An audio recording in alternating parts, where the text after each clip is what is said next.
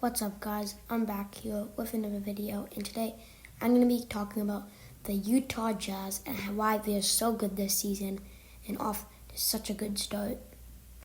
So before I get on to the video, can you guys please like this video and subscribe to this channel? I upload NBA content.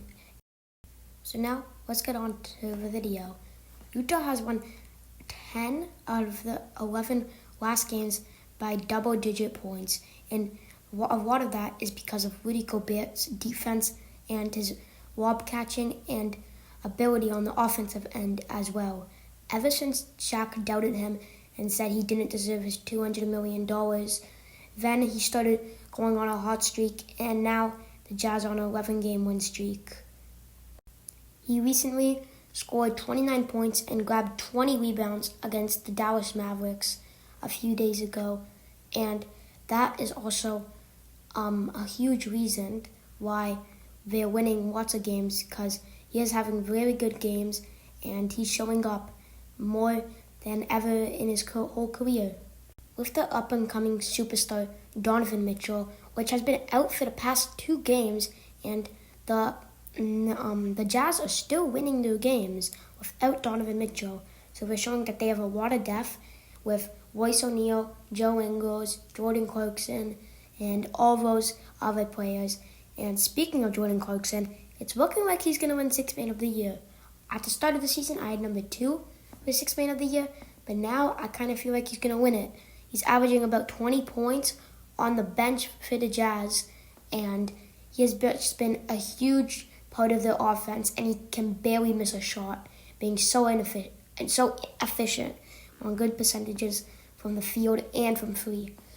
And as Bogdan Bogdanovic is in a slump right now, they're still doing very great because other players are picking it up, as Bogdanovic is shooting 35% from the field.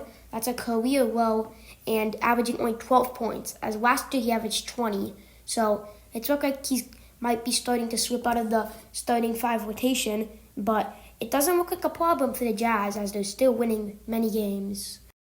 The one problem with the Jazz is their defense in the playoffs, because yes, I think they're going to be contenders this year, but will they make the conference finals or maybe even the second round? Because if there is one of those LA teams in the first round, who's going to guard Kawhi or who's going to guard LeBron?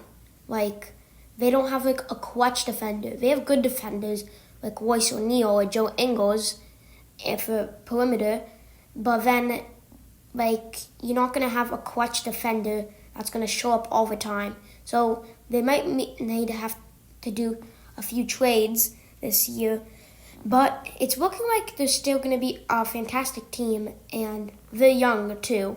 Well, not really young when you have Mike Conley, who, speaking of him, he's off to a nice start this season. He's averaging way more points than last year, and last year he was in a slump. He got traded to this team, and he had high expectations, but he failed. But this year, he's doing really good. He's lights out from three-point land, and Conley, he's just such a good player for the Jazz, and he's a good backcourt partner for Donovan Mitchell. As Joe Ingles, speaking of the Jazz once again, Joe Ingles, the other night he set the most threes on the Jazz, beating out John Stockton. So congrats to him.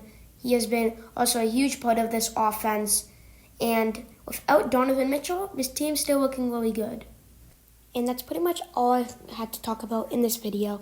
Jazz are a great team, and Mike Conley has been surprising. Also, Jordan Clarkson, he's second in the league for points off the bench, as you see right here on the screen. He is a huge reason why they're winning games this season. And that's pretty much it for this video. I hope you guys enjoyed, as Utah Jazz are off to an amazing start this year. They're on an 11-game win streak. So, hope you guys enjoyed the video. Make sure to like and subscribe. And I'll see you guys all in the next video.